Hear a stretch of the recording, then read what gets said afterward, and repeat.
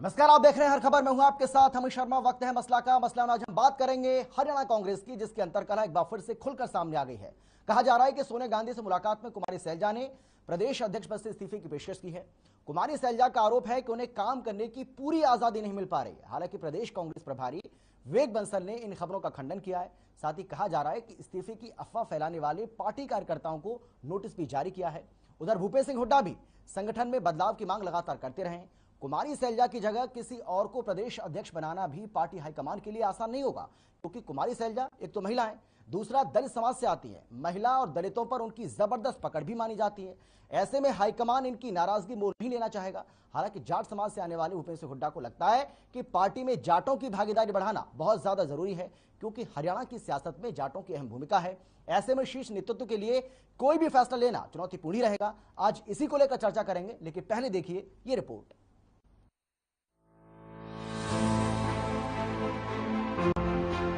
हरियाणा कांग्रेस में गुटबाजी और अंतर्कलह की खबर वैसे तो कोई नई बात नहीं है, लेकिन इस बार जो खबर सामने आई है उसने प्रदेश की सियासत में अप्रैल के महीने में ही जून जैसी गर्मी ला दी है। दरअसल खबर ये आ रही है कि कांग्रेस की राष्ट्रीय अध्यक्ष सोनिया गांधी के साथ मुलाकात में हरियाणा कांग्रेस की अध्यक्ष कुमारी सैलजा ने इस्तीफे की पेशकश की है। कहा जा रहा है कि कुमारी सैलजा इस बात से नाराज हैं कि उन्हें काम करने की पूरी आजादी नहीं मिल पा रही है। वो ठीक से संगठन भी खड़ा नहीं कर पाई। हालांकि प्रदेश कांग्रेस प्रभारी विवेक बंसल ने कहा है कि कुमारी सैलजा की सोनिया गांधी से मुलाकात में क्या बात हुई है इसके बारे में कोई जानकारी नहीं है, लेकिन इस्तीफे की पेशकश वाली खबर में कोई सच्चाई नहीं है, और अगर ऐसा कुछ हुआ होगा तो वो सबको पता चल ही जाएगा। वहीं कांग्रेस के राजनीतिक विरोधियों को निशाना साधने का बैठे बिठाए एक मुद्दा मिल गया है। सुनिए कैसे एक तीर से कई निशाने साधे जा रहे हैं। मौजूदा समय के अंदर जिस तरीके के समीकरण जो है वो विपक्षी पार्टी यानी कि कांग्रेस के अंदर बनते हुए नजर आ रहे हैं, किस तरीके से देखते हैं? एक तरफ कांग्रेस की प्रदेशाध्यक्ष कुमारी सैलजा द्वारा जो है वो इस्तीफे की पेशकश की गई है, किस तरीके से देखते हैं आप? नहीं, हमने कहा पूरे प्रदेश में तीसरी बार मनोहर लाल फिर चीफ मिनिस्टर बनेंगे। ये हालात समय कांग्रेस के हालात आज न कल, और प्रदेश में भारतीय जनता पार्टी की 24 से फिर सरकार बनेगी। प्रदेश के मुख्यमंत्री मनोहर लाल जी बनेंगे और कांग्रेस का दिवाड़ा पिट गया। और कांग्रेस में कोई संगठन पूछता है, संगठन को कोई और पूछता नहीं। कभी अशोक तंवर को लठ मार के भगा देते, कभी सैलजा को। पहले इनका अपना पारिवारिक मामला है, पर मैं कह रहा हूँ इनसे कुछ भी नहीं है। लोग देश के प्रधानमंत्री आदरणीय नरेंद्र मोदी जी के नेतृत्व में और प्रदेश के मुख्यमंत्री मनोहर लाल जी के नेतृत्व में ये हालात इस तरह के बनते चले जाएंगे। फिर प्रदेश के मुख्यमंत्री मनोहर लाल जी ने जो नारा दिया था 75 पार, फिर पार हो। इस बीच खबर यह भी है कि इस्तीफे की अफवाह फैलाने वाले पार्टी कार्यकर्ताओं को विवेक बंसल की ओर से नोटिस भेजे गए हैं। अब ये सच है या झूठ, ये तो आने वाले वक्त में ही पता चलेगा, क्योंकि कुमारी सैलजा की जगह किसी और को प्रदेश अध्यक्ष बनाना भी पार्टी हाईकमान के लिए आसान नहीं होगा, क्योंकि कुमारी सैलजा महिला है और दलित समाज से आती है। महिला और दलितों पर उनकी जबरदस्त पकड़ भी मानी जाती है। ऐसे में हाईकमान इनकी नाराजगी मोल नहीं लेना चाहेगा। हालांकि जाट समाज से आने वाले भूपेश सिंह हुड्डा को लगता है कि पार्टी में जाटों की भागीदारी बढ़ाना बहुत जरूरी है, क्योंकि हरियाणा की सियासत में जाटों की अहम भूमिका है। भूपेश सिंह हुड्डा 2 बार प्रदेश के मुख्यमंत्री रह चुके हैं। भूपेश सिंह हुड्डा संगठन में बदलाव की मांग लगातार कर रहे हैं। ऐसे में शीर्ष नेतृत्व के लिए कोई भी फैसला लेना चुनौतीपूर्ण ही रहेगा। साल 2024 में होने वाले विधानसभा चुनाव की तैयारियों में बीजेपी अभी से जुट गई है। वहीं कांग्रेस अभी अपनी अंतर्कलह से ही बाहर नहीं निकल पा रही है। कांग्रेस जितना जल्दी इससे बाहर निकल जाए उसके लिए उतना ही बेहतर है। ब्यूरो रिपोर्ट, हर खबर। तो बिल्कुल आज इसी को लेकर हमें चर्चा करनी है, क्योंकि हरियाणा कांग्रेस में जो कुछ भी चल रहा है ये पार्टी के लिए बिल्कुल भी ठीक नहीं है, और इसीलिए हम कह रहे हैं कि कांग्रेस पार्टी इसको जितना जल्दी दूर कर लेगी उसके लिए उतना ही अच्छा रहेगा, क्योंकि साल 2024 में होने वाला विधानसभा चुनाव और लोकसभा चुनाव अब कोई बहुत ज्यादा दूर है नहीं। और इसीलिए कांग्रेस पार्टी को चाहिए कि जल्द से जल्द इस पर काबू पाया जाए, क्योंकि जिस तरीके से कांग्रेस पार्टी दो फाड़ होती हुई नजर आ रही है ये पार्टी के लिए कहीं ना कहीं नुकसानदेह साबित हो सकता है। हालांकि ये पहली बार नहीं, इससे पहले भी लगातार ऐसी खबरें सामने आती रही हैं, लेकिन अब जिस तरीके से ये कहा जा रहा है कि सोनिया गांधी के सामने इस्तीफे की पेशकश की गई है कुमारी सैलजा की ओर से, ये कहीं ना कहीं अपने आप में कांग्रेस पार्टी के लिए एक बड़ी बात इसको कहा जाएगा, और बड़ा घटनाक्रम इसको इसलिए भी कहा जाएगा क्योंकि कांग्रेस पार्टी जो लगातार ये दावा तो करती है कि हम एकजुट हैं, लेकिन जब मंचों की बात की जाती है तो कुमारी सैलजा हुड्डा के मंच पर दिखाई नहीं देती और हुड्डा के मंच पर कुमारी सैलजा दिखाई नहीं पड़ती, और इसीलिए आज इस पूरे मामले को लेकर हम गंभीर चर्चा करने वाले हैं। तो चलिए चर्चा की शुरुआत करेंगे, लेकिन कौन कौन खास मेहमान हमारे साथ मौजूद रहने वाले हैं, सबसे पहले उनसे आपका हम परिचय करा देते हैं। हमारे साथ आज डॉक्टर अनंतराम जी जो हैं वो हमारे साथ रहेंगे, जो कि पॉलिटिकल एक्सपर्ट हैं, और खास तौर पर आज हमने इस चर्चा में शामिल उनको किया है क्योंकि हरियाणा की राजनीति के बारे में उनसे बेहतर कौन जान पाएगा, और इसीलिए हम चाहते हैं कि वो विस्तार से इसका विश्लेषण करेंगे। डॉक्टर अनंतराम जी हमारे साथ हैं, पॉलिटिकल एक्सपर्ट। इसके साथ ही वंदना पोपली जी बीजेपी की ओर से, बीजेपी के प्रवक्ता हैं, हमारे साथ जुड़ गई हैं। राकेश शौकी जी कांग्रेस की ओर से अपना पक्ष रखेंगे, कांग्रेस के प्रवक्ता हैं, और इसके साथ ही रजवंत रहीनवाल जी जो कि इनेलो के प्रवक्ता हैं, इनेलो पार्टी की ओर से अपना पक्ष रखते हुए यहां पर नजर आएंगे। लेकिन सबसे पहले डॉक्टर अनंतराम जी मैं आप ही के पास आती हूँ, किस तरीके से देखा जाए, क्योंकि कुमारी सैलजा ने अगर इस्तीफे की पेशकश की है और ये कहा जा रहा है, जो जानकारी मिल रही है उसमें ये कहा गया है कि भाई मुझे पूरी आजादी नहीं दी जा रही है, मुझे जिम्मेदारी तो दी गई लेकिन काम करने की मुझे आजादी नहीं मिल पा रही है, और इसी वजह से मैं अपना रिजाइन करना चाहती हूं। इस बात में सच्चाई क्या है ये तो ना आप जानते ना हम जानते, लेकिन जो ये खबरें सामने आ रही हैं, भाई इतना तो हम कह सकते हैं कि बिना आग के धुआं तो निकलता नहीं है, यानी कि आग कहीं ना कहीं लगी इसलिए धुआं निकल रहा है। देखिए ऐसा है, इसमें दो राय नहीं, मैं इस बात से आपकी सहमत हूं कि कांग्रेस में सब कुछ ठीक नहीं है। पहली बात तो ये है कि कांग्रेस में सब कुछ ठीक नहीं है, और हुड्डा को जहां अपने एमएलओ पर नाज है, क्योंकि उसके साथ साथ 24 एमएलए हैं कांग्रेस के, 31 में से 24 एमएलए उसके साथ हैं। कई अवसरों पर उन्होंने इसका प्रदर्शन भी किया है। और दूसरी बात है, जहां तक शैलजा जी की बात है, शैलजा एक पुराने कांग्रेसी हैं, कांग्रेसी परिवार से आते हैं। वो लेट चौधरी दलबीर सिंह जो पंजाब में मंत्री भी रहे हैं, हरियाणा के एक मुख्य वो राजनीतिक नेता तो थे ही थे, एक पिछड़े वर्ग या समाज के हरिजन जिनको हम कहते हैं, उनके भी बड़े नेता थे। उनकी पुत्री हैं, वो एमपी भी रही हैं, 2 बार एमपी रही हैं, ऐसी बात नहीं। तो और वो ये बात मैं तो सच मानता हूं कि उनको पूरी छूट नहीं मिल रही है। वो संगठनात्मक, उन पर यह आरोप भी लगता रहा कि उनको संगठनात्मक मौका ही नहीं दिया गया, और दूसरी तरफ उन पर इल्जाम लगाया जाता है कि आपने अब तक जिला कांग्रेस के अध्यक्ष नहीं बनाए, आपने सेक्रेटरी नहीं बनाए, संगठन खड़ा नहीं कर पाए। तो ये सारे आरोप उन पे हैं, लेकिन ये भी बात ठीक है कि उनको इस करने की पूरी आजादी कम से कम प्रदेश में नहीं। एक बहुत बड़ा धड़ा उनके विरुद्ध है, जो अपने आप को हुड्डा ग्रुप के नाम से कह सकते हो आप, है तो वो उसको ये है कि वो बार बार ये कहता है कि भाई देख लो मेरे साथ 24 एमएलए हैं। तो वो इस बात की दुहाई दे करके इसको पूरा स्वतंत्रता पूर्वक कार्य करने में एक बाधा जरूर है, इसमें ये कहा जा सकता है। अब अगर इनको पूरी छूट दी जाती है और ये कहा जाता है, तो वो भी मैं कहता हूं उससे कोई कांग्रेस की समस्या का हल होने वाला नहीं, क्योंकि उसमें ये धड़ा जो हुड्डा ग्रुप है वो कोऑपरेट नहीं करेगा। तो उसका मतलब ये होगा कि वो कांग्रेस जन कांग्रेस ना होकर के एक वर्ग विशेष के तौर पर, या यूं कह लो कि इन मैडम की एक प्रतिनिधि तक होगा। तो अच्छा है इन दो हाँ, एक बात और कहना चाहूँ, इनको राष्ट्रीय स्तर पे भी 2-3 दफा मैडम ने भी और इसने दोनों तरफ से कहा गया है भाई आप सुलह कर लो, मिलकर के चलो जब भी संभव है, और ये संभव भी। लेकिन अब इन्हें तो कांग्रेस का उच्च नेतृत्व इस लायक रहा है, मैं स्पष्ट शब्दों में कहूं, इस लायक नहीं रहा है कि वो इनको समझा बुझा के एक मंच पे ला सके, और ये मंच पे लाना बहुत जरूरी है। अगर इन बात देखते हैं सत्ता में वापिस आने की, तो एक मंच होकर के एकजुट होकर आपने एक मंच पर आना ही होगा, और अगर इस तरीके से ये सब होता रहा तो कैसे कांग्रेस पार्टी की नैया जो है वो फिर से पार लगेगी, ये अपने आप में एक बड़ा सवाल हो जाता है। राकेश शौकी जी, क्या हो रहा है ये पार्टी के अंदर? भाई बीजेपी अपने लक्ष्य तय कर रही है, लोकसभा चुनाव के लिए, विधानसभा चुनाव के लिए अभी से तैयारी में जुट गई है। जानकारी तो हमें ये मिल रही है कि लोकसभा के लिए मिशन 10 रखा है, विधानसभा के लिए कहा, हालांकि पिछली बार मुझे अच्छे से याद है कि अब की बार 75 पार का नारा दिया गया था, लेकिन अब की बार 70 पार बोल रहे हैं। तो मेरा कहने का सवाल ये है सर, मैं आपसे ये जानना चाह रहा हूं कि भाई क्या हो रहा है आपकी पार्टी के अंदर? ये एक पार्टी ऐसी जो सत्ताधारी पार्टी है, जो तैयारी में अभी से जुट चुकी है, लेकिन आप अभी तक यही तय नहीं कर पा रहे हैं कि आपका प्रदेश अध्यक्ष कौन होगा, कुमारी सैलजा कंटिन्यू करेंगी या कोई और होगा?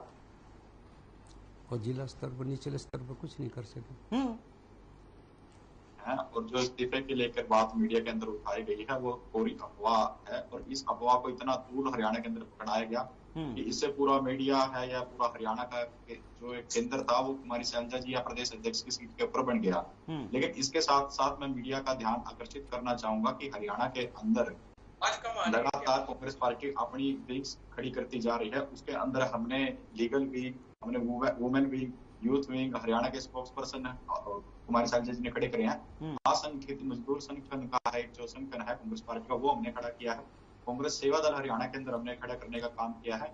ओबीसी विंग के लिए हमारे राष्ट्रीय नेता श्री कैप्टन अजय यादव जी को पार्टी ने नहीं, इतना सब आपने कर दिया है तो फिर कुमारी शैलजा को हटाने की जरूरत क्या है? कंटिन्यू करने देना उनको, करने दो उनको अपना काम। सर मैं अपनी बात पूरी कर रहा हूँ। अपनी बात आप पूरी कीजिए सर, लेकिन काउंटर सवाल करने का मुझे पूरा अधिकार है। हमारे प्रभारी ऐसी विंग के लिए हमारे प्रभारी लग चुके हैं, लेकिन प्रदेशाध्यक्ष के लिए कुमारी शैलजा जी ने अगर सोनिया जी से मुलाकात कर ली, वो प्रदेश के अंदर संगठन की एक लिस्ट वो जारी करवाना चाहती हैं, लेकिन उसका मतलब ये नहीं कि वो इस्तीफा देना चाहती हैं। हालांकि हरियाणा के अंदर बहुत से ऐसे कांग्रेस के नेता हैं जो कि चाहते हैं कि हमारा प्रतिनिधित्व इस हरियाणा के अंदर, प्रदेश के अंदर बना रहे, लेकिन इसका मतलब ये नहीं कि भी कुमारी शैलजा जी ने उनको इस्तीफा देकर के अपना लक्ष्य पूरा कर लिया है, ऐसा कुछ नहीं है। हरियाणा के अंदर लगातार कांग्रेस का संगठन बढ़ाया जा रहा है। जितनी भी विंग्स मैंने आपको बनाई है, चाहे लीगल है, वुमेन है, यूथ है, स्पोक्स पर्सन है, असंगठित मजदूर कांग्रेस है, या कांग्रेस सेवा दल है, ओबीसी है, एससी है, इनको लगातार कांग्रेस के अंदर हमने हरियाणा के अंदर परस्पर निरंतर और जमीन पर उतारने का काम कर रहे हैं। चलिए ठीक है, आप इस बात को स्वीकार नहीं कर रहे, मैं आऊंगा आपके पास। और अनंतराम जी आपसे सवाल करना चाह रहे हैं। नहीं, ये तो आपने जितने भी गिनवाए, ये तो एक किस्म से ऑक्सिलरी है। जो मेन ऑर्गेनाइजेशन है, जिसमें जिले का प्रधान, उसका सेक्रेटरी, उसका ऑर्गेनाइजिंग सेक्रेटरी, ये जो मुख्य ढांचा है, ये जो इसके इतर गिनवाए आपने, इसके इतर हैं ये तो, लेकिन मुख्य ढांचा अब तक नहीं खड़ा कर पाई मैडम। तो मैडम को पूरी छूट नहीं है, इसमें कोई दो राय नहीं। आप इसको स्वीकार करें ना करें, उसको पूरी छूट नहीं है। हुड्डा ये कहता रहता है कि मेरे साथ 24 विधायक हैं और 24 विधायक के साथ मैं खड़ा हूं, मेरा अगर नतीजा देखना है तो अगली दफा फिर ये सीट भी आपको नहीं आएंगी, यहां तक वो धमकी देता है। तो ये निश्चित रूप से कांग्रेस में दो जो धड़े बने हुए हैं, इसको आप समाप्त नहीं कर पाए। राकेश जी, देखिए हमारे डॉक्टर अंतराम जी ने बात कही कि हुड्डा जी के साथ 24 विधायक हैं, लेकिन मैं ये कहूंगा कि हुड्डा जी के साथ 24 नहीं, 31 के 31 विधायक हैं। वो हमारे सीएलपी लीडर हैं, हमारे विधानसभा के अंदर हमारे कांग्रेस पार्टी का प्रतिनिधित्व करते हैं, और 24 नहीं 31 विधायक उनके साथ हैं। और आदरणीय कुमारी शैलजा जी हरियाणा के अंदर कांग्रेस पार्टी का जो संगठन चलाने का काम करे, वो संगठन तरीके से मजबूत कर रही है। ठीक है, चलिए लौटेंगे आपके पास। वंदना जी, वंदना पोपली जी, भाई आपके लिए तो फायदे का सौदा है। अगर कांग्रेस पार्टी में सब कुछ चलता रहेगा तो आपके लिए तो 2024 और आसान हो जाएगा। देखिए अमित, मुझे लगता है कि इसमें कुछ फायदे नुकसान वाली बात नहीं है। जनता तमाम तरह से कांग्रेस को नकार चुकी है, चाहे केंद्र की बात हो, चाहे आप यहाँ पर स्टेट की बात करें। इनके पार्टी के अंदर क्या होता है, इनका अपना अंदरूनी मसला है, हमें इससे कुछ भी लेना देना नहीं है। लेकिन एक चीज है कि जिस तरह से सीजन होते हैं ना, कि कुछ सीजन जो है वो कुछ चीजें जो है 12 महीने चलती हैं, कुछ एक पर्टिकुलर सीजन में चलती हैं। तो ऐसे ही जो है कांग्रेस के भी सीजन है, गुटबाजी तो इनकी 12 महीने रहती है, लेकिन अध्यक्ष बदलना है, संगठन बदलाव करना है, ये एक पर्टिकुलर टाइम पीरियड में होता है। मुझे याद है पिछली बार जुलाई में भी ये सब बहुत दिनों तक ये हंगामा चला था, और किस प्रकार से कहा गया था कि संगठन में बदलाव जो है वो हमारा मुद्दा है, हम चाहते हैं कि शैलजा जी को बदल दिया जाए, और किस प्रकार से बाहर हुए थे एक दूसरे की तरफ से। तो ये सब तो इनका मुझे लगता है आज का नहीं है, 2019 से पहले की बात करें तो भी अशोक तंवर के समय में भी ऐसा होता रहा, अभी शैलजा जी हैं तो शैलजा जी के समय में ऐसा होता रहा है। लेकिन मैं ये मानती हूँ कि कहीं ना कहीं कांग्रेस पार्टी जिस तरह से अपना चेहरा दिखाती है, कहीं ना कहीं दलित विरोधी चेहरा दिखाती है, कहीं ना कहीं आज की डेट में मानती महिला विरोधी चेहरा दिखाती है। शैलजा जी दीपेंद्र हुड्डा के मंच पे जाती है, उनके साथ धक्का मुक्की होती है, ये हमने सभी ने देखा। किस प्रकार से अशोक तंवर पे अटैक किया गया, उसकी गर्दन तोड़ दी गई, उसकी आंख जो है उसकी आंख पे लगी, वो हम सभी ने देखा। तो इसमें कोई नई बात नहीं है। इनका किसी जनता के किसी मुद्दे से मतलब नहीं है, अपने पदों की लड़ाई कर रहे हैं, और कार्यकर्ता कहीं ना कहीं दोराहे पे खड़े हैं, उनको समझ ही नहीं आ रहा हम क्या करें। लेकिन फिर भी ये इनकी पार्टी का अंदरूनी मामला है। मेरा जो कंसर्न है वो यहाँ पर इतना है कि एक विपक्षी पार्टी होने के नाते जब पंजाब की विधानसभा में एक ऐसा प्रस्ताव पास किया जाता है, काला प्रस्ताव पास किया जाता है, तभी इकट्ठे नहीं हो पाए। हरियाणा के जनों के हित के लिए अगर इकट्ठे नहीं हो पाए तो ऐसी विपक्षी पार्टी का क्या मायने, इसका क्या मतलब है, मुझे इतना बता दो। सीधी सी बात है, अगर हरियाणा के हितों पर कुठाराघात होगा, उस समय हरियाणा का एक एक व्यक्ति खड़ा मिलेगा। और उस समय 2 जगह मीटिंग चल रही थी, हुड्डा जी की अलग मीटिंग चल रही थी, शैलजा जी की अलग मीटिंग चल रही थी। आज विवेक बंसल ने भी इसी का बयान दिया है कि जो लोग नहीं पहुंचे उनको नोटिस दिया जाएगा। तो आप नोटिस दीजिए, कुछ भी करिए, इससे कुछ फर्क नहीं पड़ने वाला है, क्योंकि आपकी जो मुख्य लड़ाई है वो पदों को लेकर है। आपको जनता से ना पहले कुछ मतलब था, ना जनता से अब कुछ मतलब है। हरियाणा के हितों को जो कुठाराघात कर रहा है प्रस्ताव, लेकिन वंदना पोपली जी, ये भी तो सच है कि वंदना पोपली जी, मैं बार बार ये बात कहता हूँ बनाने की जरूरत भी नहीं है। वंदना पोपली जी, आवाज आ रही है आपको मेरी? जी, मैं ये कह रहा हूँ, मैं बार बार ये बात कहता हूँ कि भाई देखिए, कहीं ज्यादा कहीं कम होता हर पार्टी में। अब पड़ोसी राजस्थान को ले लीजिए, वहां पर किस तरीके से वसुंधरा राजे और जो आपकी पार्टी के प्रेसिडेंट है उनके बीच में नहीं बनती है। तो कहीं कम है, कहीं ज्यादा है, लेकिन है, ठीक है। तो इसको कहीं इस तरीके से देखा जा सकता है ना कि जो भूपेश सिंह हुड्डा कह भी चुके हैं कि भाई हमारा मतभेद है, मनभेद नहीं है। आपने जो मैं कहने जा रही हूँ वही आपने उन शब्दों को कह दिया कि यहाँ मतभेद अलग होता है, मनभेद अलग होता है। मनभेद में लड़ाई कहीं ना कहीं सड़क पर आती दिखाई देती है, और लगातार हर एक साल एक प्रश्न उठना कि अध्यक्ष बदल दो। आप ये देखिए, जिस प्रकार से एक प्राइवेट लिमिटेड कंपनी चल रही है केंद्र में माँ बेटा की, उसी तरह से यहाँ बाबू बेटा एक प्राइवेट लिमिटेड कंपनी चलाना चाह रहे हैं, जिसमें से उनकी चले और किसी का कहीं पर नंबर नहीं हो। ये व्यक्ति पूजन की पार्टी है। यहाँ पे व्यक्ति प्रमुख है, जनता से मतलब नहीं है इनको, किसी कार्यकर्ता से मतलब नहीं है इनको, किसी और से मतलब नहीं है इनको, सिर्फ अपने से मतलब है। जो इनकी ज्यादा जोर से जय बोल देगा वो पार्टी में रहेगा। अब आप ये देखिए, अगर राहुल गांधी की जय बोल दी, सोनिया गांधी की जय बोल दी, तो वो अच्छा हो जाएगा, वो पद पे भी बना रहेगा। मैं लौटूंगा आपके पास, ठीक है वंदना पोपली जी, मैं आ रहा हूँ आपके पास। रजन जी देखिए भाई, कुमारी शैलजा के ऊपर आरोप यह लगा जा रहा है कि भाई आपको 3 साल के करीब हो गए, लेकिन आप पार्टी का संगठन खड़ा नहीं कर पाई हैं, और इसीलिए जो विरोधी पक्ष है उनका, वो इस बात को लेकर हावी हो रहा है उनके ऊपर कि भाई आपको जो जिम्मेदारी दी गई थी आप उसका ठीक से निर्वहन नहीं कर पा रही हैं। आपकी परफॉर्मेंस ठीक है, ठीक नहीं है, लेकिन आपके लिए भी तो एक बड़ी चुनौती है भाई। मुझे तो ऐसा लगता है कि आपकी पार्टी को भी शून्य से शिखर तक पहुंचना है भाई। एक विधायक है आपका, 2024 आपके लिए बहुत ज्यादा दूर नहीं है। अगर यही सब आपकी पार्टी में, हालांकि उस तरह की चीजें अभी देखने को नहीं मिल रही है, लेकिन पार्टी का संगठन तो आपको भी खड़ा करना है। ये चुनौती तो आपके लिए भी है। देखिए, बात अगर संगठन की करें तो आज निश्चित तौर पर इंडियन नेशनल लोकदल का जो संगठन है वो पूर्णतः मजबूत है। समय समय पर हम अपने संगठन में विस्तार भी करते रहते हैं, और जिस प्रकार से जो आप हमारा मुकाबला कांग्रेस से कर रहे हो, तो कम से कम ये एक गुस्ताखी तो मत करो, क्योंकि कांग्रेस का तो संगठन। सर आपका तो एक ही विधायक है, आपका तो एक ही विधायक है, कम से कम उनके 31 तो हैं। अगर मैं कंपैरिजन कर रहा हूँ तो इसमें बुराई क्या है? संगठन की कर इसमें बुराई क्या है? संगठन की कर रहे हैं और आप विधायकों के ऊपर लेके नहीं सर, नहीं देखिए, जब मैं संगठन की बात, सर संगठन, देखिए संगठन मजबूत होगा तभी तो ज्यादा संख्या में विधायक आपको जीत कर आएंगे सर। संगठन से देखिए, मैं इसको कंपैरिजन क्यों कर रहा हूं, पहले मेरी बात तो सुनिए आप। रजवन जी आप मुझे गलत बनाने की कोशिश कर रहे हैं, लेकिन मैं गलत हूं नहीं। आपका संगठन मजबूत होगा तभी तो आप जीतेंगे, आपके ज्यादा से ज्यादा संख्या में विधायक तभी तो जीतेंगे भाई। बीजेपी का संगठन मजबूत है तभी तो वो राज्य दर राज्य चुनाव जीत रही है। देखिए, बीजेपी का संगठन तो कितना मजबूत है वो बताएंगे, बाकी इनका एक अलग चीज है। मैं तो अपने की बता देता हूँ कि हमारी पार्टी का जो कैडर है, जो हमारा जो बेस है, जो हमारे वर्कर्स है ग्राउंड लेवल पर, उनको आज भी चौधरी ओम प्रकाश चौटाला के साथ जुड़े हुए हैं, और समय समय पर हम अपने कार्यकर्ताओं का, हम अपने पार्टी के पदाधिकारियों का विस्तार करते रहते हैं। तो हम अपने संगठन को लेकर पूरा ध्यान देते हैं, और इसके साथ साथ हमारे जो संगठन की अगर बात चल रही है, तो हमने अपने गांव स्तर पर, अपने गांव में भी जो गांव की एक अलग से कमेटी बनाई है, उसमें हम बूथ स्तर तक हम अपने कार्यकर्ताओं की टीम खड़ी कर रहे हैं, जिसके लिए हम लगातार प्रयासरत हैं। तो हम अपने संगठन को मजबूत करने के लिए जो हमसे बन पा रहा है, हमारे पार्टी का शीर्ष नेतृत्व जो हमें डायरेक्शन दे रहा है, हम उस पर अपना काम कर रहे हैं।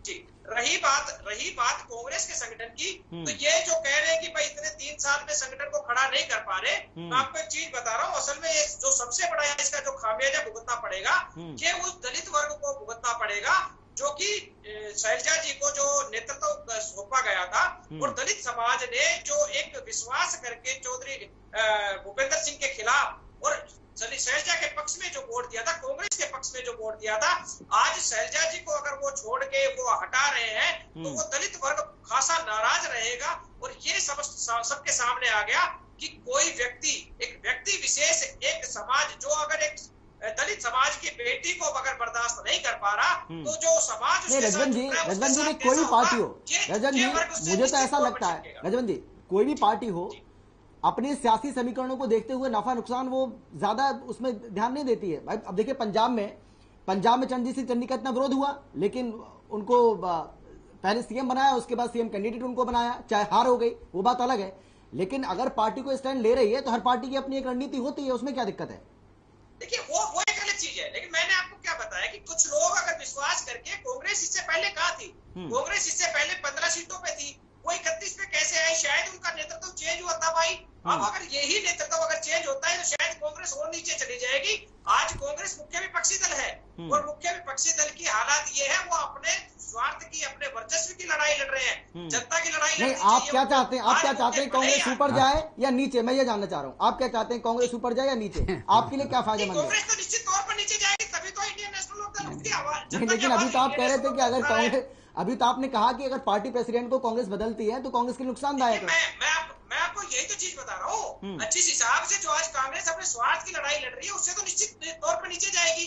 आज मुख्य विपक्षी दल होने का अर्थ जो है वो अदा नहीं कर पा रही, और मुख्य विपक्षी दल का चाहे भले ही हमारा एक विधायक हो, लेकिन वो जनता की आवाज को पुरजोर तरीके से उठा रहे हैं, और उसी का फायदा हमें ये मिलता है कि जनता लोग हमारे साथ जुट रहे हैं, और निश्चित तौर पर 2024 में हम बीजेपी को कड़ी टक्कर देने में हम सक्षम होंगे। ठीक है अनंत राम जी, आप मुस्कुरा भी रहे हैं और सबकी बातें आपने सुनी है। देखिए ऐसा है, जहां तक कांग्रेस का अंतर्विरोध की बात है, ये इसमें तो दो राय नहीं। आज ये खुल के सड़क पे भी आ गया, बिल्कुल जनता के सामने भी आ गया है। और जहां तक अभी ये कह रहे थे कि भाई हुड्डा ये कहता बार बार एमएलए मेरे साथ हैं, और एमएलए किस वर्ग से आए हैं ज्यादा और किस एरिया से आए हैं, वो भी ये दावा खुल के करते हैं, उसको छिपाते नहीं है। वो खुल के कहते हैं भाई एमएलए किसके साथ है, उन्होंने दिखा भी दिया 24 एमएलए उनके साथ हैं, मुश्किल से साथ। कई अवसरों पर जो संगठन नहीं खड़ा कर पा रही मैडम, तो उसका एक मुख्य कारण ये है कि वो सहयोग नहीं कर रहे। भूपेंद्र हुड्डा सहयोग नहीं कर रहे, पहले भी किसी के साथ उन्होंने सहयोग नहीं किया। अब वो आपने, मैं एक उदाहरण दे के बताना चाहूंगा, राज्यसभा की एक सीट जानी थी हरियाणा से, वो इस बात पे अड़ गए कि मेरे बेटे को जाए, क्योंकि लोकसभा का चुनाव वो हार गए थे और उन्होंने वो सीट लेके रहे। और उसके बाद, और ये नहीं उनको वो था कि, लेकिन अनंत राम जी कहा जा रहा है कि अभी भी कवायद यही चल रही है अंदर खाने की, दीपेंद्र हुड्डा को जिम्मेदारी सौंपी जाए। हाँ, दीपेंद्र हुड्डा या उनके किसी नॉमिनी, खास तौर पे वो ये कह सकते हो कि उनका वो एक किस्म से नॉमिनी होगा, ये कह सकते हो। उनकी कोशिश तो यही है कि इसका कांग्रेस का अध्यक्ष भी, जो प्रदेश का अध्यक्ष है, वो भी उस गुट से आए, और गुट है, इसमें दो राय नहीं है, चाहे कुछ भी कहे कांग्रेस वाले, गुट है। और उनको जब शैलजा जी स्वीकार नहीं है, जब भी तो ये बात हो रही है, कोई मीटिंग बुलाते हैं उसमें वो आ नहीं पाते, और वो बाहर रहते हैं, वो लीडर ऑफ अपोजिशन है, कांग्रेस के हैं, ये मत भूलो कि कांग्रेस को रिप्रेजेंटेटिव में, लेकिन वो नहीं आएंगे और इनकी मीटिंग में नहीं आएंगे, उनके एमएलए भी नहीं आएंगे। ये क्या बात हुई? तो ये साफ साफ है कि कांग्रेस संगठन तो जब बाद में खड़ा करेगी, लेकिन ये एकजुट। लेकिन मैं अनंत राम जी ये आपसे जानना चाह रहा हूँ, देखिए कुमारी शैलजा को इतना कमतर आंकना, भाई कुमारी शैलजा देखिए केंद्र में मंत्री रही हैं, राज्यसभा सांसद रही हैं, ये आपकी बिल्कुल ठीक प्लस पॉइंट है। इसके बावजूद भी वो, अगर वो ये कहती है कि मुझे आजादी नहीं मिल रही है, भाई पार्टी हाईकमान ने आपको इतनी बड़ी जिम्मेदारी दी है, तो आपको आजादी और क्या चाहिए? नहीं, ये बिल्कुल ठीक कह रही है, मैं यहाँ उनका समर्थन करूंगा। उनको बिल्कुल आजादी नहीं है, वो जिसको बनाना चाहिए वो इनको स्वीकार नहीं है। इस बीच में मैडम सोनिया गांधी या वो दूसरे स्तर पर हाईकमांड उनको बुला लेता है, भाई इनसे मिलकर चलो, तो कहने का अभिप्राय इसको, इसमें तो दो राय नहीं, उनको आजादी नहीं है। अगर वो किसको जिला अध्यक्ष किस जिले में बनाए, तो यही कारण है पिछले दिनों संगठन नहीं खड़ा हो सका, और अब भी नहीं, 2.5 साल गुजर गए हैं, अब भी संगठन नहीं खड़ा हो सका, तो उनको इस पर आपत्ति रहती है, अंदर खाते हो कुछ हो। अब ये इसका सीधा नहीं, लेकिन अगर इस्तीफे की पेशकश करती हैं तो इससे ऐसा लग रहा है कि आपने हथियार डाल दिए। नहीं, हथियार डालने का वो निराश होकर कह रही हैं कि जब मेरे साथ कोऑपरेट नहीं कर रहे, किसी भी, मैं कोई मीटिंग बुलाती हूँ उसमें नहीं आते, पिछले दिनों की बात है वो नहीं आए, केवल 7 एमएलए थे वहां। तो कहने का अभिप्राय ये है कि वो जब देख रहे हैं उसको कोऑपरेट नहीं कर रहे हैं, लीडर ऑफ अपोजिशन उनको बना रखा है, और क्या उनके बेटे को राज्यसभा में भेज चुके हैं, लेकिन और क्या चाहते हैं? वो ये चाहते हैं कि ये कांग्रेस प्रदेश का अध्यक्ष का पद भी उसी गुट को जाए, और दो गुट हैं, इस बात को कोई स्वीकार करे ना करे, ये सच्चाई है। रॉकी जी बोलिए। मैं धन्यवाद करूंगा डॉक्टर साहब ने बोला कि कांग्रेस के 2 गुट हैं, लेकिन इससे पहले मैं एक डिबेट में बैठा था, वो कह रहे थे कांग्रेस के 5 गुट हैं। जी। हमारी आदरणीय बहन कुमारी शैलजा जी ने जब डॉक्टर अशोक और पार्टी को छोड़ करके चले गए थे बिल्कुल जगह मैदान में, तो उन्होंने 2 महीने पहले इस प्रदेश के अंदर लेकिन राकेश शौकी जी, सवाल तो ये भी है ना कि आप मौका क्यों देते हैं किसी को ये कहने का कि भाई 2 गुटे, 5 गुटे, 6 गुटे, 7 गुटे, ये मौका क्यों देते हैं आप? मौका तो आप ही लोग दे रहे हैं, आपके नेता दे रहे हैं। मैं आपको भाई हम तो कह रहे हैं कि आप लोगों को दिखाने के लिए एकजुट हो जाइए, एक मंच पर आ जाइए लोगों को दिखाने के लिए कि नहीं भाई आप जो कह रहे हैं, आपका जो परसेप्शन है ना वो गलत है पार्टी को लेकर, हमको लेकर हम एकजुट हैं, आप दिखाइए ना। मैं तो बार बार कहता हूं सर कि बंद, आपने सुना भी होगा, लोग कहते हैं ना कि बंद मुट्ठी लाख की और खुल गई तो खाक की।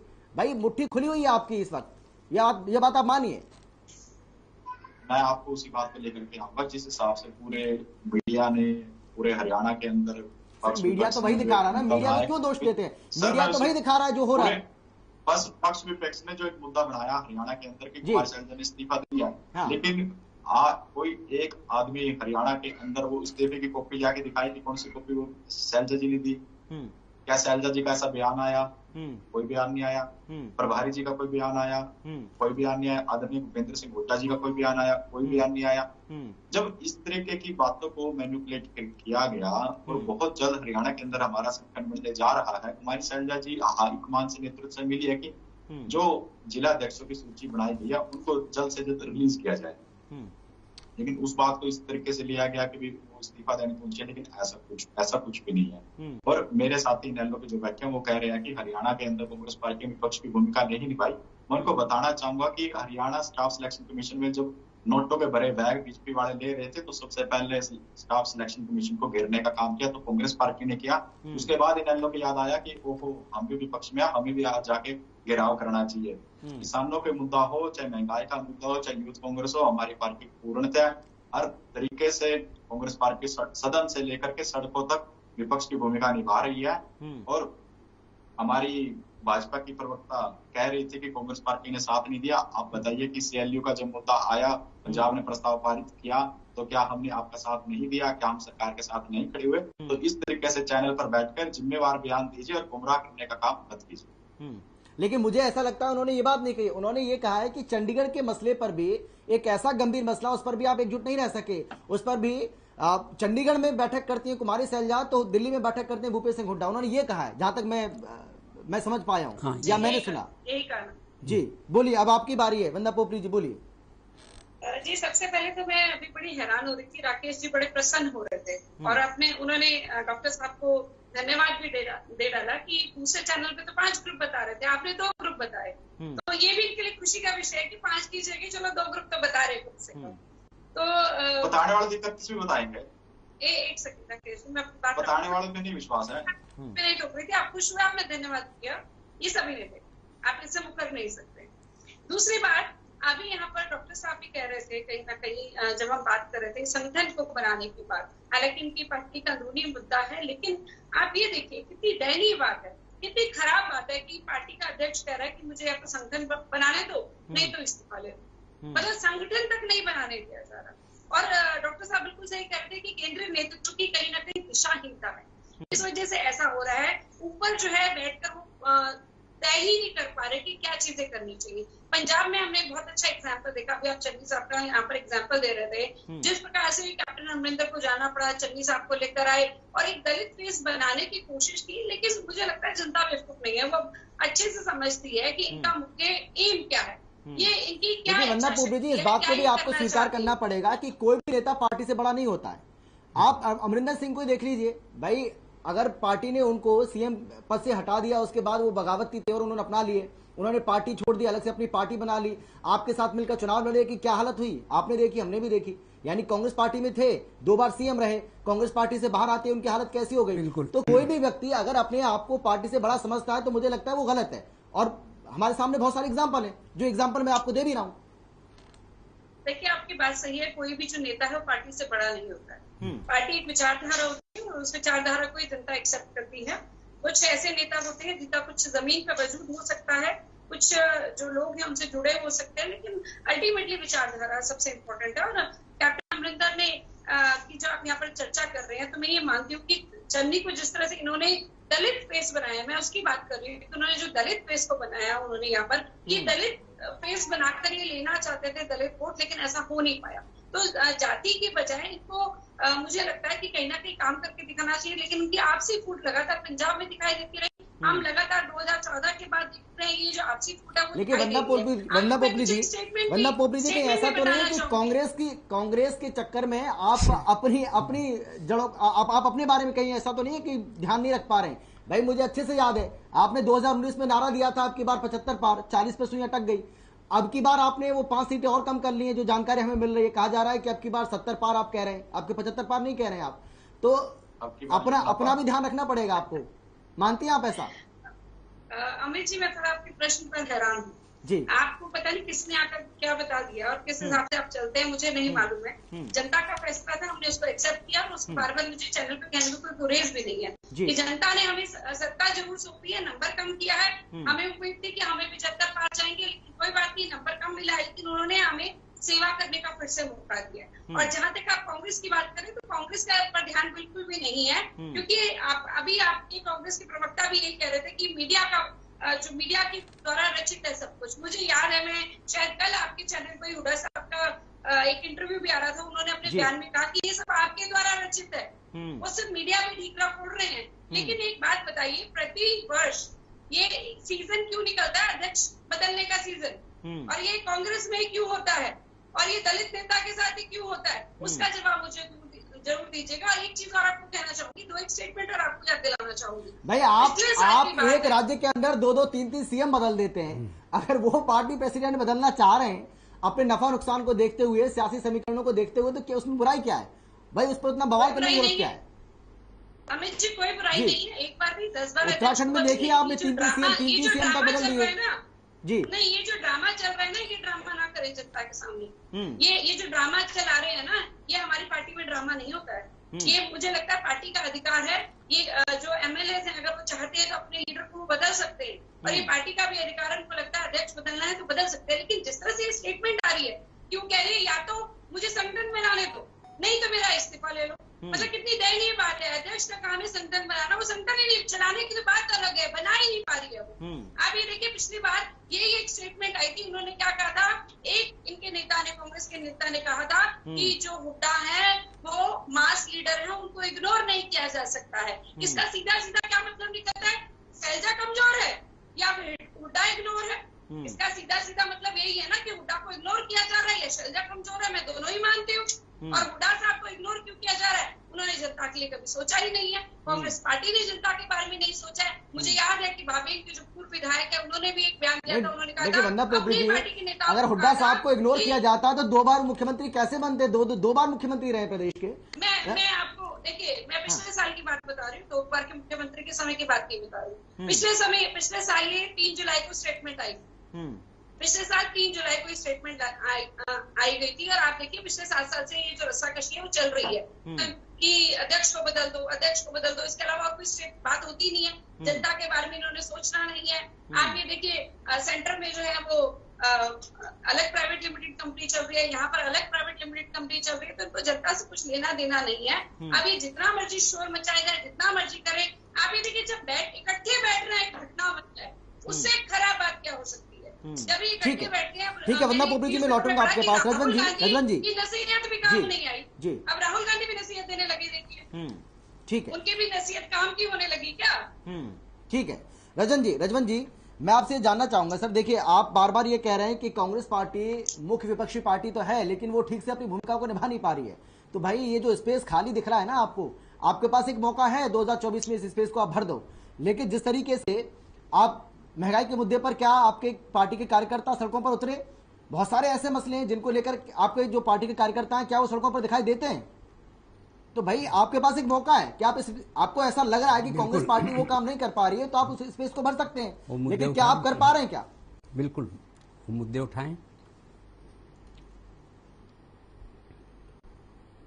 हमेशा जनता के बीच में जाके उन मुद्दों को उठाने का काम करती हैं। फिलहाल जो माहौल जो चल रहा है, बिल्कुल मानते हैं कि महंगाई या डीजल पेट्रोल जो भी इनके दाम जो बढ़ रहे हैं, आपको भी पता है कि पूरे हरियाणा में कटाई का सीजन चल रहा है। लोग घरों में भी नहीं मिल रहे, आप कहाँ पे सड़कों पर लाने की बात करें। जनता पूरी तरह से त्रस्त है, विरोध उनका पूरा है। लेकिन सबसे पहले आज हरियाणा या भारत को कहते उत्तर हरियाणा पूरा कृषि प्रधान देश है, और वो जो आज उनको तो कटाई का समय लग रहा है, वो निश्चित तौर पर इंडियन नेशनल लोकदल इस पर पूरी तरह से अपनी तैयारी कर रही है, और आने वाले समय में हम पूरी तरह से सरकार को घेरने के लिए रोड पर उतरेंगे, इस चीज की कोई गुरेज नहीं है। दूसरी चीज, अभी जो अपनी बीजेपी की जो प्रवक्ता जो कह रही थी, जो आपने जो कहा है कि पार्टी से बड़ा कोई नहीं है, निश्चित तौर पर पार्टी से बड़ा कोई भी नहीं है। लेकिन मैं एक चीज जरूर कहूंगा कि ये वही लोग हैं जो पिछले 10 साल तक जिन्होंने कैप्टन अमरिंदर सिंह को गालियां बकी थी, उनको खूब दोषारोपण किया था, और लास्ट में उन्हीं के साथ आकर और उनके साथ चुनाव लड़ा।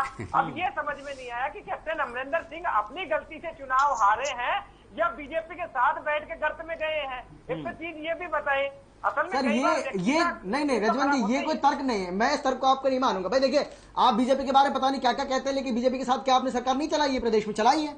देखिए, हमने बीजेपी के साथ सरकार चलाई, निश्चित तौर पर हमने सरकार चलाई, लेकिन हमने वहां पर अपना वर्चस्व रखा था, हमने बड़े भाई के नाते चलाई थी, हमने दिन को अपने साथ लगाकर सरकार चलाई थी। हम कभी इनके पिछलग्गू बन के सरकार नहीं में रही। ठीक है, अनंतराम पिछलग्गू बन के सरकार में नहीं रहे, ठीक है, हमने साथ लगाया था। देखिए, एक बात तो बड़ी साफ नजर आती है कि जब जब केंद्र शक्तिशाली होता है, मैं पार्टी के नाते कहता हूं, सरकार के नाते नहीं कह रहा हूं, ये स्पष्ट कर दूं, तो केंद्रीय संगठन कांग्रेस का इतना कमजोर हो चुका है, चाहे वो सोनिया गांधी जी हों, चाहे राहुल गांधी जी हों, कोई भी हों। तो जैसे आप कह रहे थे, सिद्धू को कौन लेके आया था? मोनिका वो लेके आई थी, तो वो किसी काम के उनको हटाना पड़ा। प्रियंका गांधी लेके आई थी, तो उनको हटाना पड़ा। तो हालत ये है कि केंद्र में अब इनकी इतनी मजबूती नहीं रही है। एक बड़ा धक्का लगा पिछले चुनाव के रिजल्ट आए कांग्रेस को, और उससे वो केंद्र की जो स्थिति है, जो मजबूत होना चाहिए, जब जब केंद्र की संगठनात्मक दृष्टि से मजबूत होगा तो उसकी यह स्थिति होती है, किसी को प्रधान बनाना स्वीकार होता है। लेकिन अब वो स्थिति केंद्र की भी नहीं है, कांग्रेस की ये मानना पड़ेगा। आप ये कह रहे हैं कि अनंतराम जी की पार्टी हाईकमान कमजोर है, इसीलिए ये हावी होने की कोशिश की जाती है। ये सच्चाई है कि पार्टी हाई कमांड कमजोर है, इस स्थिति में नहीं है। आपने देखा भी, पिछले दिनों बुलाया उन्होंने दोबारा, जो रिजल्ट्स आने के बाद ही इनको बुलाया कि नहीं आपको भी, हुड्डा जी के ग्रुप को भी और को भी। तो कहने का मतलब ये है कि ये पॉलिसी ऑफ अपीजमेंट जो है ये फॉलो नहीं करती। जब का ये तो माना हुआ सिद्धांत है, जब केंद्र कमजोर होगा, वो चाहे कांग्रेस का हो चाहे किसी और का हो, तो जब ये इकाइयां जो है सिर उठाती हैं और वो मन मर्जी करती हैं, और ये दो गुट तीन गुट जो पैदा होते हैं, ये केंद्र की कमजोरी के होते हैं। एक बड़ा फैक्टर आपको स्वीकार करना होगा कि केंद्र की कमजोरी है, केंद्र के मजबूत ना होना। केंद्रीय कांग्रेस में अब केंद्रीय लीडरशिप जो है इतनी मजबूत नहीं रही कि राज्यों को कंट्रोल कर सके और वहां अपना कहा हुआ आदेश मनवा सके। ये 137 साल पुरानी पार्टी को राम जी कुछ ना कुछ तो करना होगा, ऐसे कैसे काम चलेगा? तो आप देख लिए ना, उस 137 साल पुरानी पार्टी को अब पिछले दिनों जो चुनाव आए, 2 राज्यों में रह गई। वो 8 राज्यों में थी, 8 राज्यों में, ये छोटी बात नहीं है, 8 राज्यों से 2 राज्यों में रह गई, और इससे पहले विपक्ष की हो गई जिन्होंने इतने साल राज किया। आप देख, तो ये तो समय होता है, मतदाताओं की इच्छा होती है, और समय से बड़ा कोई चीज नहीं होती ये बात। और ये बात तो मैं कई बार कह चुका हूं कि अब कांग्रेस का केंद्र नेतृत्व बहुत कमजोर है, वो इस स्थिति में नहीं है अपनी रिट जो है लागू करवा सके राज्यों में। ठीक, ये उसका मुख्य कारण है। जी राकेश जी, तो क्या यही बात है जो अनंतराम जी कह रहे हैं? इसी वजह से क्या बार बार हावी होने की कोशिश की जाती है कि भाई चलेगी तो हमारी, क्योंकि उधर भी बात सुनी जाएगी, ऐसी कोई बात नहीं है, क्योंकि वहां भी पता है कि ज्यादा कुछ होगा तो इनको भी डर है कि भाई ऐसा ना हो कि मामला और ज्यादा गड़बड़ हो जाए। इतने दिनों से बना ही नहीं सके। नहीं, ऐसा कुछ नहीं है। केंद्र नेतृत्व तो पूरा मजबूत है, और वो वक्त अच्छे तरीके से कांग्रेस पार्टी अपने ग्राउंड पर काम करने का काम कर हेलो, हाँ आवाज आ रही है आपके? आप बोलिए राकेश जी, आ रही है आवाज, बोलिए।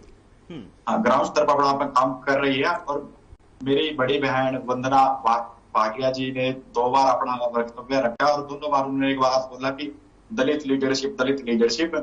तो ये हमारे कांग्रेस पार्टी का कल्चर नहीं है कि जब हमने चरणजीत सिंह चन्नी को मुख्यमंत्री बनाया तो उनके ऊपर दलित राजनीति खेली। मुख्यमंत्री चरणजीत सिंह चन्नी जब थे 111 दिन या उनके चुनाव कैंपेन में आप एक बार दिखा दीजिए कि उन्होंने दलित बनकर के इस पंजाब के अंदर वोट मांगा, एक बार भी। आपका दलित नॉन दलित, जाट, नॉन जाट, सच्चाई तो है हिंदू, मुस्लिम का नहीं सर, बात सुन लीजिए। सतर इतने लेवल तक चला गया कि हमारे आदरणीय योगी जी उत्तर प्रदेश के मुख्यमंत्री हनुमान तक की जाति बता देते हैं। जाति का स्तर आप इतना मत ले जाइए। आज हम 21वीं सदी में हैं और 21वीं सदी के तरीके से हम देश को आगे बढ़ा करके चले। आपके कितने ही राज्यों में सरकार है, आपने किस किस को मुख्यमंत्री बनाया? अगर आपसे यही मैं क्रॉस क्वेश्चन करूं तो ऐसा नहीं होना चाहिए। और हमारे रामविलास शर्मा जी, अनिल विज जी आपकी पार्टी में, उनके साथ मनोहर लाल का कितना अच्छा प्यार है वो पूरे हरियाणा को पता है। रामविलास शर्मा जी के विधानसभा क्षेत्र में अभी मुख्यमंत्री जी ने बुलडोजर चलवाए। रामविलास शर्मा जी फोन पर करते रहे, एसपीएम साहब को कहते रहे कि मेरे मुख्यमंत्री जी से बात हो गई, बुलडोजर मत चलवाओ। मुख्यमंत्री जी ने अपने 8 मंत्रियों को हरवाया कि नहीं हरवाया? तो आप अपने भी अंदर पार्टी का करते हैं क्या है? कैसे राकेश जी, कोई किसी को कैसे हरा सकता है? भाई वोट देने का अधिकार तो जनता को है। एक चैनल पर, प्रतिष्ठित चैनल पे बैठकर ऐसे कैसे बोल सकते हैं? बोलिए वंदना जी, बोलिए, जवाब दीजिए। हाँ, नहीं, ये कोई तरीका नहीं है। आप कैसे बोल सकते हैं कि मुख्यमंत्री ने किसी को हरवा दिया? नहीं, बिल्कुल सही बात है। मैं तो यही कह रहा हूँ, वो अधिकार तो जनता को है, वो तो जनता ने हरवा दिया, इसमें कोई संशय नहीं है। लेकिन आप ये स्टेटमेंट कृपया करके वापिस लीजिए। ये स्टेटमेंट बिल्कुल सही नहीं है। अगर आपके पास कोई प्रूफ है तो सामने रखिए। आप एक प्रतिष्ठित चैनल पे बैठकर इस तरह की बात नहीं कर सकते। आप हो सकता है कि नए प्रवक्ता हो, लेकिन आपको तरीका मालूम होना चाहिए कि क्या बोलना है क्या नहीं। ये व्हाट्सएप यूनिवर्सिटी नहीं चल रही है यहाँ पर, ये एक चैनल चल रहा है। और चैनल पे एक आप जो बात रखते हैं वो कहीं ना कहीं उसके पीछे कुछ कारण होता है, ऐसे नहीं रख सकते आप बात।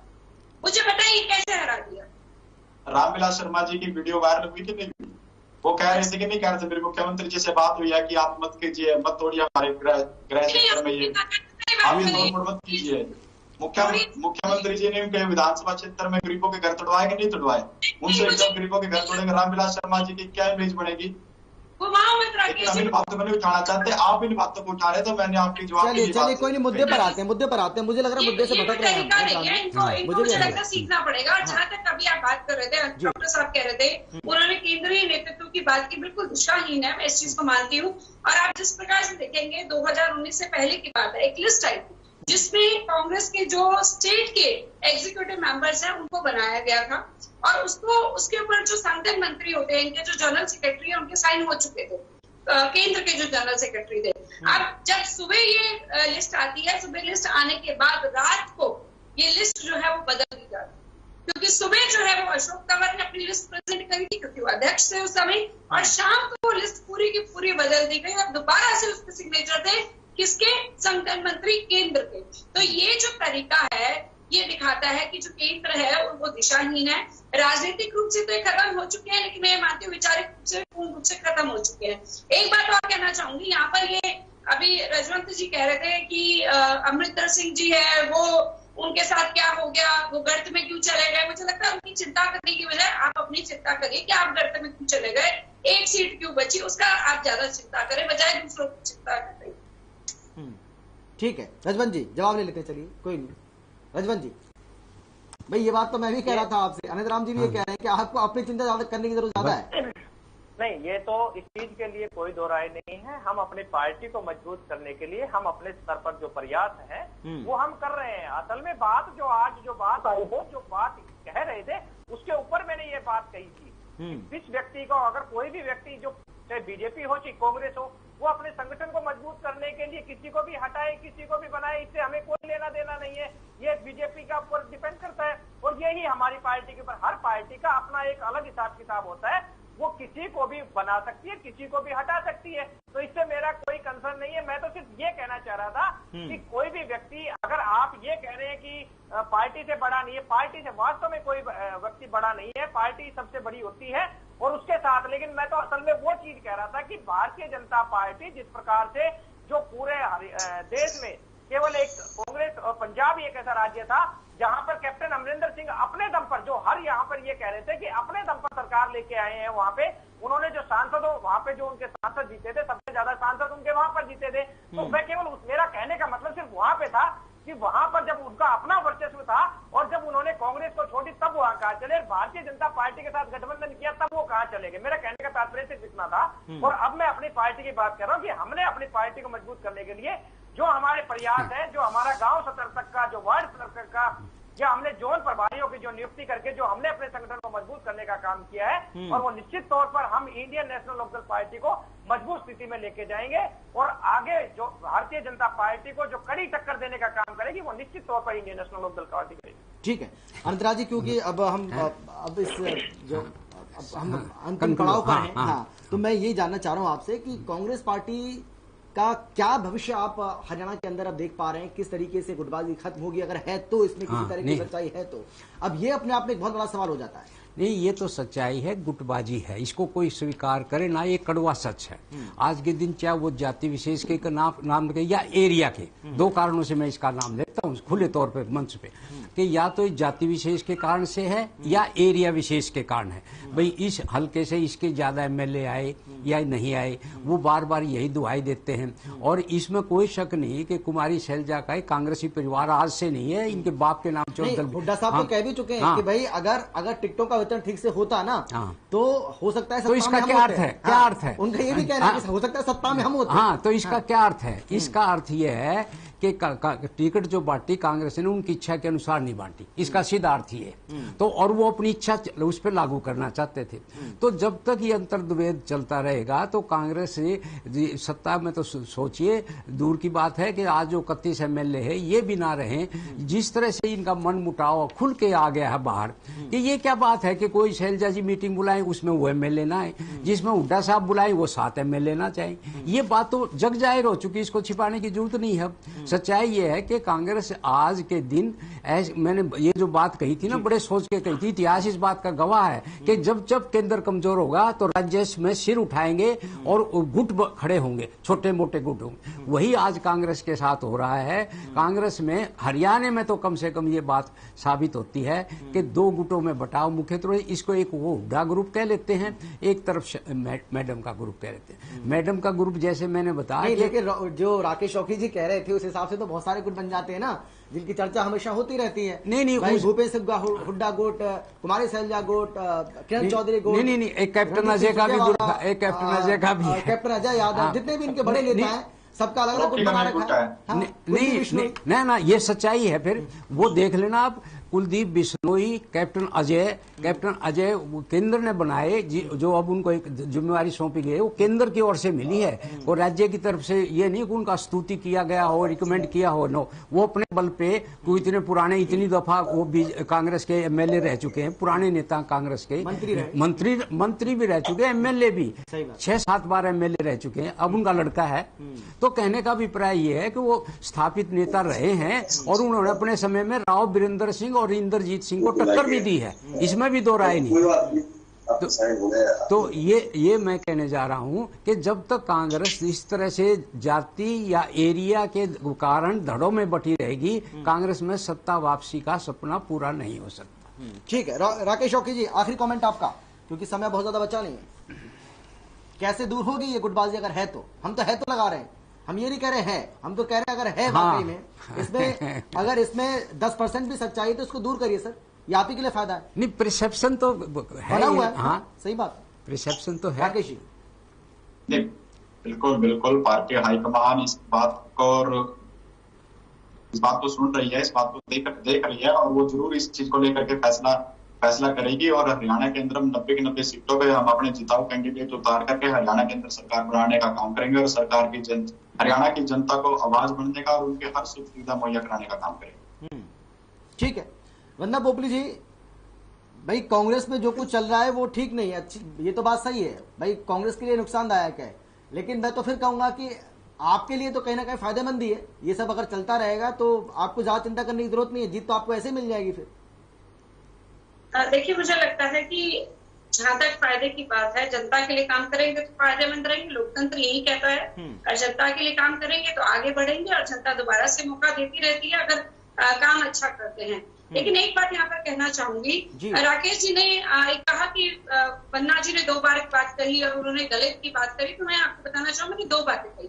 मैंने कहा कि कांग्रेस पार्टी ने अपना दलित विरोधी और महिला विरोधी चेहरा दिखाया। जब आपकी जो प्रियंका गांधी है वो कहती है लड़की हूँ, लड़ सकती हूँ, तो एक महिला के ऊपर इतना दबाव, एक महिला का इतना विरोध, कि उनको संगठन नहीं बनाने दिया जाए, तो यहाँ पे कहीं ना कहीं आपको अपने अंदर झांकना चाहिए कि आप महिलाओं के भी विरोधी हैं और दलितों के भी विरोधी हैं। वो बात क्लियरली दिखाई दे रहा है। इससे जो पहले के आपके अध्यक्ष थे वो भी दलित थे, और उससे पहले जो फूलचंद बुलाना थे वो लगातार जब तक वो हुड्डा साहब के साथ रहे तब तक तो ठीक रहे, वो एक तरह से उनकी रबर स्टंप बनकर रहे, वो हम सबको मालूम है। तो ये एक दलित अध्यक्ष वो लगातार बनाते हैं, तो हुड्डा साहब के साथ जो जुड़े रहे, जो उनकी रबर स्टंप बने रहे, वो तो ठीक रहे। जिन्होंने विरोध कर दिया, जिन्होंने अलग चलने की कोशिश की, उनको दबा के रख दिया। तो इसमें कोई मुझे कहने में गुरेज नहीं है कि आप दलित विरोधी और महिला विरोधी दोनों हैं। ठीक है, ठीक है राकेश जी, जल्दी से 10 सेकंड आपके पास, क्योंकि समय मेरे पास कम है, बहुत कम है, बोलिए।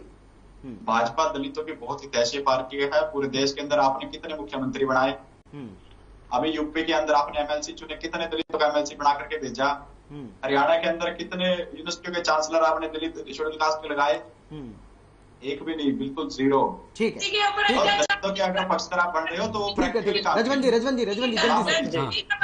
किसी की गर्दन नहीं फोड़ी, किसी की गर्दन नहीं दबाई, चर्चा की ठीक बात है, आई है, किसी तो पे इंडियन अटैक नहीं नेशनल करा। सिर्फ एक चीज सोच रही है कि किस प्रकार से जनता के जो मुद्दे हैं, उन जनता के मुद्दों को उठाकर उनका समाधान कराने का जो काम कराना है। क्योंकि जो मुख्य विपक्षी दल है वो अपने काम पर ध्यान ना देकर अपने निजी स्वार्थ की लड़ाई लड़ रही है। अब तो सिर्फ एक ही सवाल, एक ही चीज बची है, चौधरी अभय सिंह चौटाला के नेतृत्व में जनता की आवाज को बुलंद कर उनको हर प्रकार से उनका समाधान कराएंगे, और 2024 में एक मजबूत विकल्प के तौर पर भारतीय जनता पार्टी को कड़ी टक्कर देने का काम। ठीक है, अनंत राम जी अगर आप कुछ कहना चाहें।